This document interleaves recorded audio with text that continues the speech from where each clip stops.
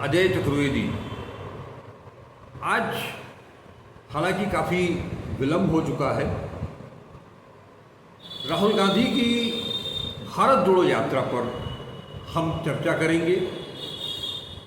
आपको स्मरण है कि पिछले वीडियो में हमने चर्चा की थी कांग्रेस के प्रदेश प्रवक्ता संजीव सिंह जी से, और संजीव सिंह जी ने इसकी बातचीत की शुरुआत भी भारत जोड़ो यात्रा से की। आज हम फिर उनसे इसी मुद्दे पर भारत जोड़ो यात्रा के 2 साल पूरे हो गए, इन 2 सालों में क्या कुछ घटा इस देश में, क्या कुछ उसका इम्पैक्ट हुआ इस देश की राजनीति पर। संजीव सिंह जी से मैं इसलिए इस मुद्दे पर चर्चा करना चाह रहा हूँ कि संजीव सिंह जी भारत जोड़ो यात्रा के एक पथिक के तौर पर भी उन्होंने काफ़ी कुछ अनुभव अर्जित किया है। तो हम सीधे चलते हैं संजीव सिंह जी से, मुखातिब होते हैं और उनसे बात करेंगे इस मुद्दे पर। जी नमस्कार। संजीव जी, आपका बहुत बहुत स्वागत है। राहुल गांधी की भारत जोड़ो यात्रा के 2 साल पूरे हो गए। उस यात्रा के एक पथिक आप भी रहे हैं। हमें और हमारे दर्शकों को उस यात्रा के कुछ संस्मरण और उसकी कुछ उपलब्धियां और उसका इम्पैक्ट क्या हुआ, इस पर कुछ बात। जी अजय जी, बिल्कुल ये सवाल मुझे लगता है कि जिन जिन रास्तों से 2 साल पूर्व 7 सितंबर 2022 को माननीय राहुल गांधी जी की यात्रा जो निकली, और एक व्यक्ति माँ बाप के द्वारा एक तो नाम पाता है और एक अपने कृतित्व व्यक्तित्व से जब नाम पाता है तो वो उसकी पूंजी होती है। और इस कन्याकुमारी से लेके कश्मीर तक की जो यात्रा राहुल गांधी जी की हुई, इस यात्रा ने राहुल गांधी जी को जननायक बनाया। और जननायक कभी किसी लोकसभा और राज्यसभा का सदस्य बनने से कोई नहीं बनता।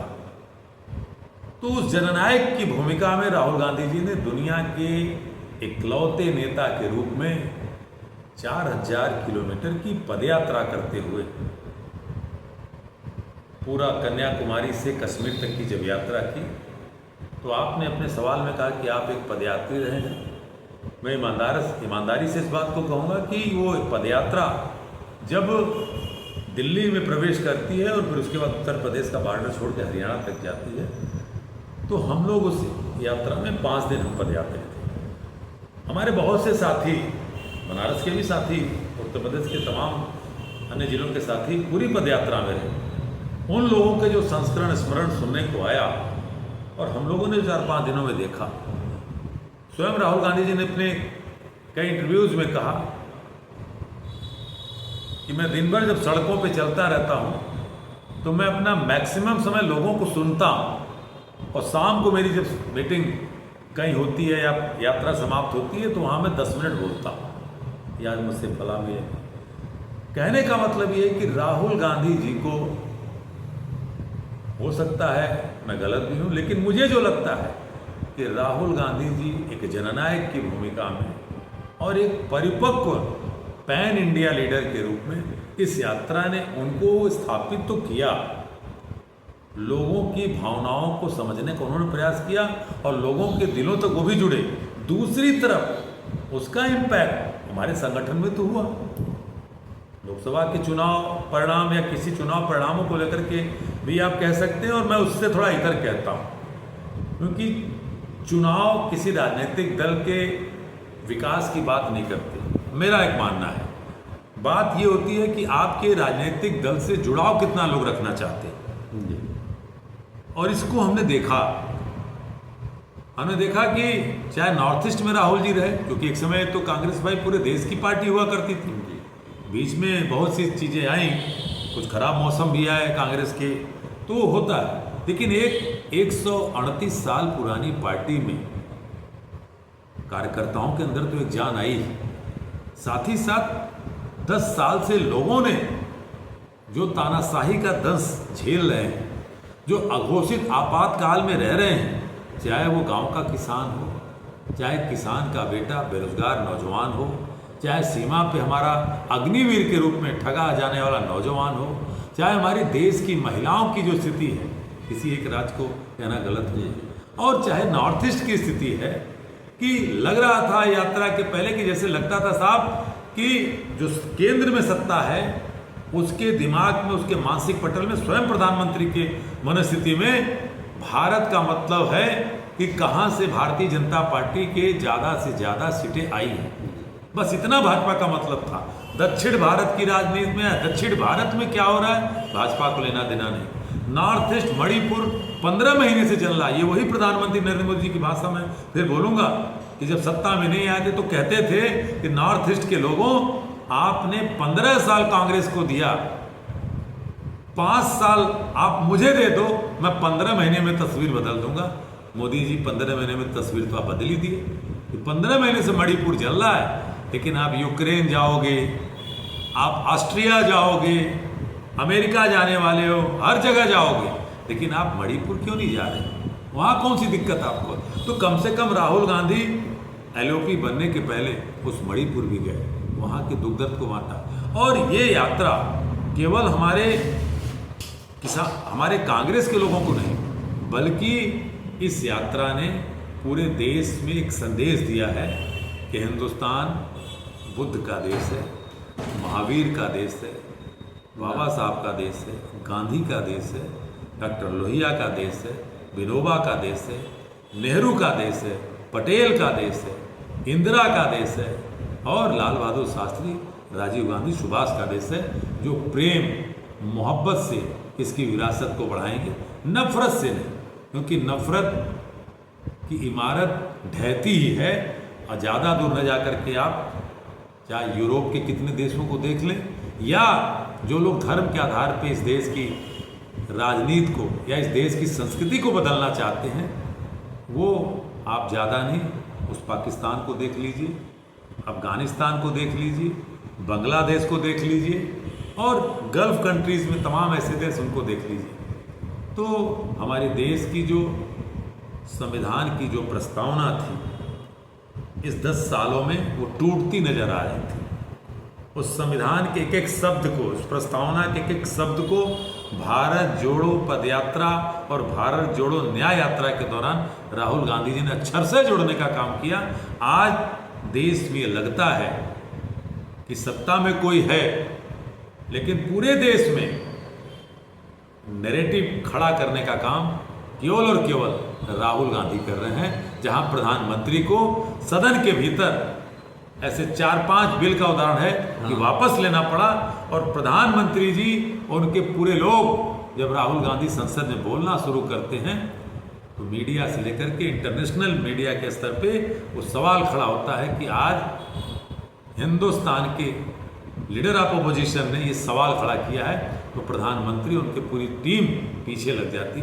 ये परिवर्तन हुआ है। और कहीं ना कहीं मैं अपनी बात को ख़त्म करूँगा, ये लोकप्रियता ही तो है उस यात्रा की और राहुल गांधी की और कांग्रेस के विचारों की, कि एडीआर की रिपोर्ट, ऑल डेमोक्रेटिक रिफॉर्म्स की रिपोर्ट लोकसभा चुनाव के दौरान जो उत्तर प्रदेश की आई, जिसमें 36% लोगों ने, उत्तर प्रदेश के लोगों ने कहा कि हम देश के प्रधानमंत्री के रूप में राहुल गांधी को पसंद करते हैं, और 32% लोगों ने कहा नरेंद्र मोदी को। तो जब देश का सबसे बड़ा सूबा जो 80 सांसद भेजता है, आज बहुत गर्व के साथ हम महसूस करते हैं, जहां पे 43 सांसद मेंबर ऑफ पार्लियामेंट इंडिया गठबंधन की है, वहां से लोग राहुल गांधी को प्रधानमंत्री के रूप में पसंद करते हैं। तो ये उस यात्रा की जीत है, राहुल गांधी कांग्रेस के विचार की जीत है, और हिंदुस्तान के उत्तर प्रदेश से लेकर के उस जनता का अभूतपूर्व प्यार, आशीर्वाद, और क्योंकि जनता ही जनार्दन होती है तो ये परिवर्तन चाहती है। और मैं अंतिम 2 लाइन कह दूं कि अगर चुनाव आयोग निष्पक्ष होकर ईमानदारी से कार्य करता, ये कांग्रेस पार्टी का विरोध नहीं, इस पे देश के जाने माने आईएएस अधिकारियों का एक संगठन है, उस संगठन ने सर्वे कराया और कहा कि अगर ईमानदारी से चुनाव हुए होते तो भारतीय जनता पार्टी 79 सीट, अजय जी 63 में 79 जोड़ लीजिएगा, और पीछे होती, यानी बीजेपी लगभग आपके 170 के ऊपर न जा पाती।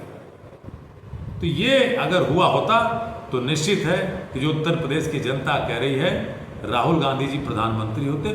स्वयं उनका कोई इस बात पे वो नहीं रहता है कि मैं प्रधानमंत्री बनूंगा, वो नहीं मानते हैं, लेकिन साहब हम तो कार्यकर्ता हैं, हम इस देश की जनता है और हम अपने नेता जननायक राहुल गांधी जी को इस देश का प्रधानमंत्री के रूप में चाहते हैं कि उनके आने पर निश्चित है कि हमारे उन महापुरुषों के सपनों को पंख लगेंगे और देश में खुशहाली और विकास का रास्ता तय होगा।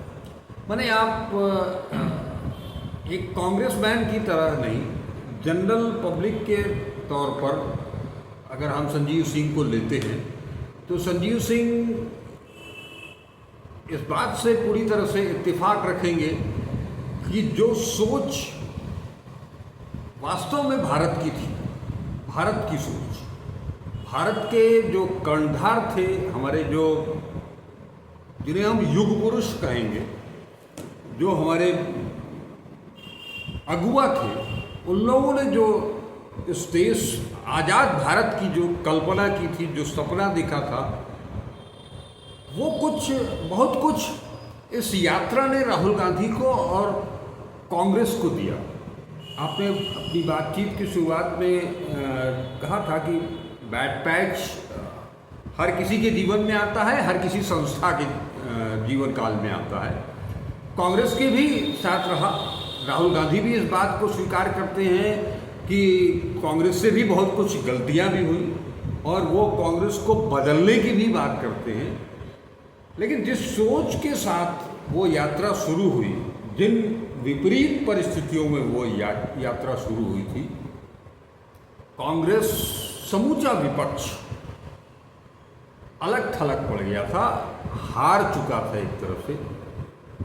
उसे लगता ही नहीं था कि इस सरकार से और ख़ास तौर पर प्रधानमंत्री नरेंद्र मोदी का जो आभा मंडल बना था, जो आरएसएस ने और बीजेपी के लोगों ने मिलकर के बनाया था, उससे समूचा विपक्ष ये मान करके चल रहा था कि उससे हम, जब तक ये हैं, उनसे हम लोहा नहीं ले सकते।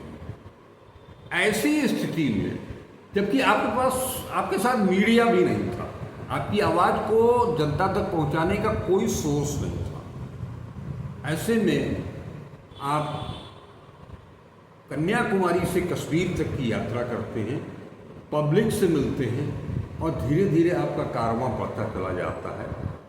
वहीं आपको एक स्लोगन मिलता है, नफ़रत के बाजार में मोहब्बत की दुकान का स्लोगन मिलता है, और वो स्लोगन देखते ही देखते हिट हो जाता है और ये हर किसी को सोचने पर विवश कर देता है कि क्यों नहीं हम मोहब्बत के साथ आपसी, जो हमारी संस्कृति थी, जो हमारी अपनी भावना थी भाईचारे की, वसुधैव कुटुंबकम की, तो वहाँ हम तोड़ने वाली बात हम नहीं करते हैं।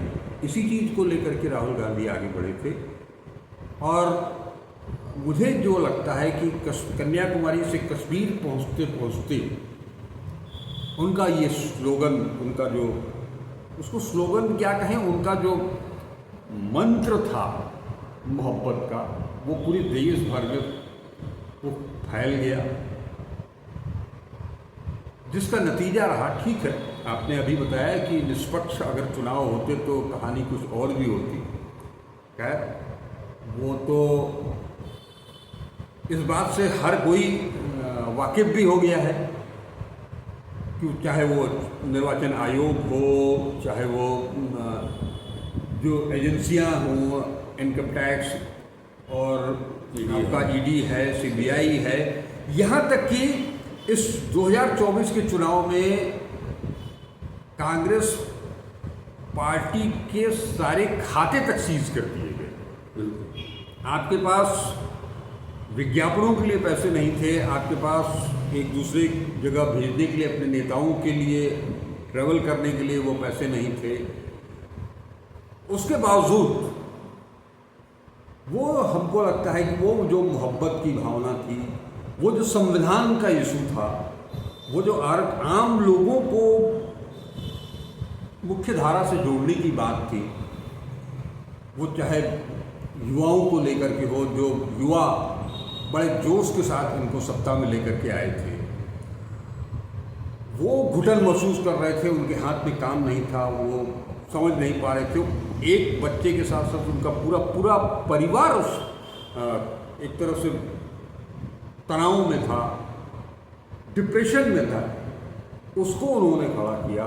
महिलाओं की स्थिति जो, जिसे लेकर के 2013 में इतना हंगामा मचाया गया, उसके बावजूद मनमोहन सिंह सरकार ने जो कड़े कानून बनाए, उसके बाद थोड़ी बहुत स्थिति कुछ नॉर्मल होती, लेकिन इसका रिवर्स हुआ 2014 के बाद से जो दिखाई दे रहा है। इन सारी चीज़ों को मिला करके अगर आप लेकर के चलेंगे तो ये सब कुछ, इसकी एक पहल करने की ज़रूरत थी, और वो पहल राहुल गांधी ने की, जिसका परिणाम आपको मिला। आपको मतलब इस देश की जनता को मिला। इस देश की जनता की आवाज़ जो दब गई थी, वो फिर से सामने आने लगी, मुखर होने लगे वो लोग। इसी का नतीजा है शायद कि आज संसद के भीतर मैला ढोने वाला भी पहुंच जा रहा है, किसान भी पहुंच जा रहा है, आपका विपक्ष का नेता विपक्ष, नेता प्रतिपक्ष एक मूची की दुकान पर भी बैठ जा रहा है, एक कुलियों के साथ भी बैठ जा रहा है, वो ट्रक ड्राइवर के साथ भी बैठ जा रहा है। तो वहाँ से जो चीज़ें मिल करके निकल करके आ रही हैं, एक एक राहुल गांधी ने कभी अपने मन की बात नहीं की।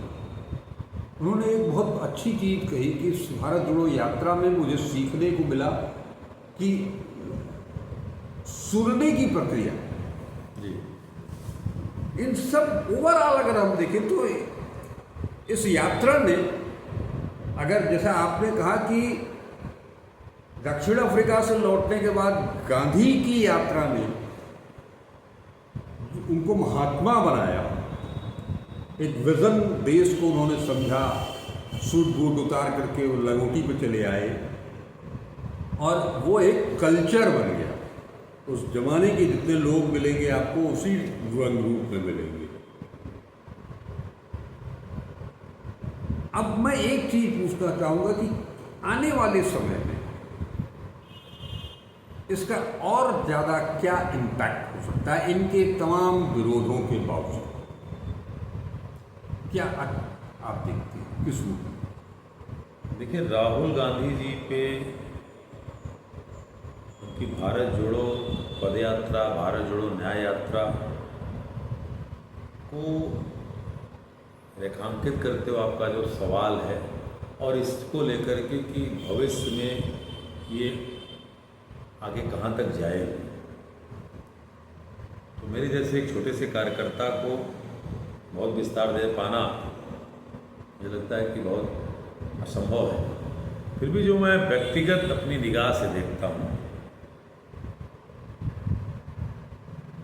History of art and culture का स्टूडेंट रहा हूँ, उस हिसाब से देखता हूँ तो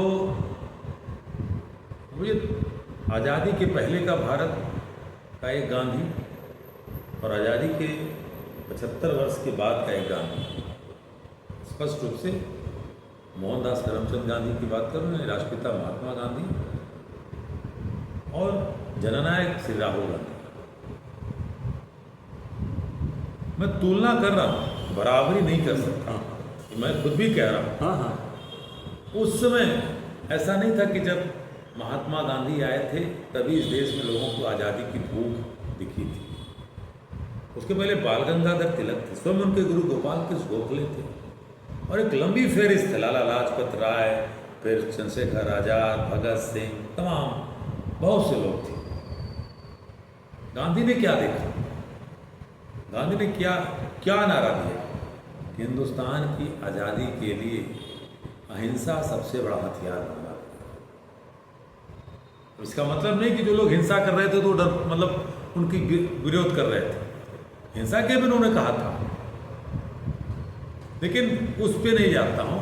अगर इस देश की मनस्थिति को समझा राष्ट्रपिता महात्मा गांधी ने, जहाँ उस समय अंग्रेज का एक सिपाही किसी गांव में चला जाता था तो खाकी वर्दी देख करके पूरा गांव भाग जाता था। यानी हिंदुस्तान के जो आत्मबल था अंग्रेजों के खिलाफ खड़ा होने का, वो इस स्तर पे था। और तब 1909 में महात्मा गांधी दक्षिण अफ्रीका से आते हैं और 47 तक की यात्रा जो तय करते हैं, ये छोटी मोटी यात्रा नहीं थी। एक असहयोग आंदोलन होता है, चौरी चौरा की घटना होती है, और आपने देखा कि तुरंत हिंसा की जिम्मेदारी अपने ऊपर लेते हुए गांधी जी ने आंदोलन को ख़त्म कर दिया। और यहाँ तक कि उस समय के अंग्रेज जज की कोर्ट में जब खड़े हुए तो कहे कि जज साहब, अगर आपके न्याय व्यवस्था में इस हिंसा का जिम्मेदार मोहनदास करमचंद गांधी को न मानते हुए हिम्मत नहीं है तो आपको जज की कुर्सी पे बैठे रहने का कोई अधिकार नहीं। मैं चुनौती के साथ कहता हूं कि आज बड़े बड़े सुरमा हैं भारतीय जनता पार्टी के पास, बड़े बड़े लोग हैं। क्या आज भी, आज तो आज़ाद मुल्क है, क्या जज के सामने खड़े होकर के और एक अपनी अप्रत्यक्ष गलती को क्या स्वीकार करने की हिम्मत रखते हैं? तब महात्मा गांधी को 1922-23 में जब चौरी चौरा का इंसिडेंट होता है तो 7 साल की सजा होती है। वो महात्मा थे। उसके बाद 10 साल बाद फिर वो नमक का आंदोलन आया, फिर उसके बाद भारत छोड़ो आंदोलन आया। कहने का मतलब यह है जी कि पूरे हिंदुस्तान के उस मीमांसा को समझते हुए यहाँ के अंतिम पायदान पे खड़े उस व्यक्ति को आज़ादी का मतलब समझाते हुए 1909 से महात्मा गांधी और उनके साथ के लोग 1947 तक पहुँचे।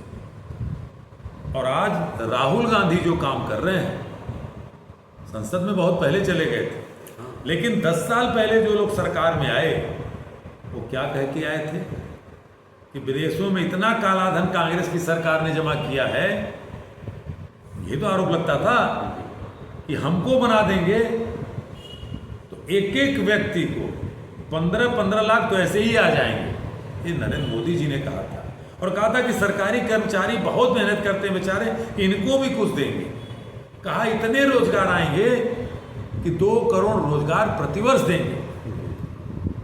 इतना कहा कि साहब फास्टैग कोर्ट की इतनी मैं व्यवस्था करूंगा। इलाहाबाद के परेड ग्राउंड में बोला था उन्होंने, पुलिस परेड ग्राउंड में, कि अगर भारतीय जनता पार्टी का भी कोई अगर अपराधी आरोपी होगा तो उसको जल्द से जल्द सजा दिलाने का काम करेंगे। मैं नाम नहीं लेना चाहता हूँ, कितने लोगों को जराइम की दुनिया से माननी बना दिया अपने इसी बनारस की ही कॉन्स्टिट्यूंसी से, जिनसे पूरा पूर्वांचल थर्राता है, पूरा उत्तर प्रदेश थर्राता है, और कहीं न कहीं उत्तर प्रदेश की सरकार को चलाने का काम कर रहे हैं। तो एक इस परिवेश में जो भारत बढ़ रहा था झूठ और लूट की संस्कृति में, वहाँ एक जननायक की भूमिका में या देश के उस गांधी विचार को, अपने महापुरुषों के विचार को आगे बढ़ते हुए वो राहुल गांधी, जिसको विपक्ष ने करोड़ों रुपए खर्च करके पप्पू बनाने का काम किया। पप्पू बहुत से लोगों का नाम है और हमारी संस्कृति में हम लोग के घर में उपनाम रखे जाते हैं। पप्पू नाम ऐसा नाम नहीं होता। लेकिन मैं ये कहना चाहता हूँ कि राहुल गांधी ने कभी इस पर भी नहीं बोला, उसको भी स्वीकार किया और कहा कि मुझे नरेंद्र मोदी जी, भारतीय जनता पार्टी के लोगों ने मुझे सिखाने का काम किया। लेकिन ये साहस भारतीय जनता पार्टी के मित्रों से अगर सवाल करके कर दिया जाए कि प्रधानमंत्री जी की झूठ की फहरिस्त बनाओगे तो शायद वही भूल जाएंगे, और फेंकने की प्रवृत्ति को चर्चा की जाए तो शायद वो भूल जाएंगे। लेकिन हम इस बात को कहना चाहते हैं कि कभी राहुल गांधी ने या उनके लोगों ने, जैसे नरेंद्र मोदी जी ने कहा कि बाल बुद्धि तमाम दिया नहीं, प्रधानमंत्री की गरिमा देखी, उस बीच में इन 10 सालों में जिस रफ्तार से नफरत, हिंसा, विद्वेष की राजनीति बढ़ रही थी, दिल्ली का दंगा रहा हो, चाहे मणिपुर आज भी जल रहा हो, इन सब के कर्ता धर्ता कौन लोग थे? इस जलते हुए भारत को अपनी मोहब्बत की उस सोच से, उस पानी से अगर कहीं न कहीं शीतलता प्रदान करने का काम कोई शख्स करे तो राहुल गांधी। और यही बार बार कह रहे हैं कि हम नरेंद्र मोदी जी के, आरएसएस के हम व्यक्तिगत दुश्मन नहीं हैं, विरोध नहीं है, लेकिन उनकी जो विचारधारा है वो देश को तोड़ने का काम कर रही है और उसका विरोध हम करेंगे। और यही हुआ जिसको लेकर के जो शंका व्यक्त की थी राहुल गांधी ने, वो सारी चीज़ें सने सने हम सबको आगे देखने को मिली। और राहुल गांधी बार बार कह रहे हैं, हमारे विपक्षी साथी कहते हैं कि साहब यात्रा समाप्त हो गई क्या? वो भारत को जोड़ने की ही यात्रा है जो अमेरिका की यात्रा हो रही है। जी जी जी जी। वहाँ पर भी जो भारतीय हैं, और ये यात्राएं राहुल जी ने कहा कि प्रधानमंत्री बनने के लिए नहीं, इस देश की उस गंगा जमुनी तहजीब को, उस डेमोक्रेटिक इंस्टीट्यूशन को, अपने उस संविधान को जो खूबसूरत भारत बनाता है, उसको जोड़ने में वो गांधी चलते रहेंगे।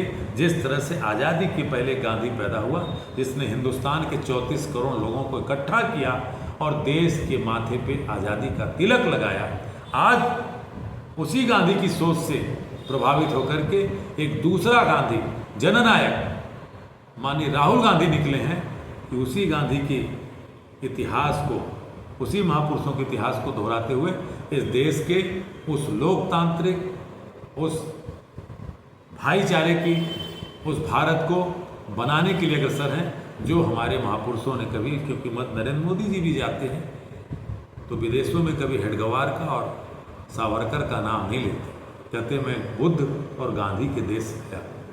तो वही बुद्ध और गांधी का देश राहुल गांधी जी बनाने में लगे हैं और हम सब अपनी तिलांजलि देने को तैयार हैं कि हिंदुस्तान हमारे आने वाली पीढ़ी के लिए जितना सुनहरा बनेगा, हम उतने ही आने वाले दिनों में लोगों के बीच में सोचे जाएंगे और हमारी भी कुछ थोड़ी सी भूमिका तय होगी। निश्चित। बहुत बहुत शुक्रिया संजीव जी। हम सब ये कामना करेंगे कि एक गांधी आज़ादी के पहले 2009 से 2047 तक, जिसे कोई सोच नहीं सकता था, उस अहिंसा के बूते देश को आज़ाद कराया।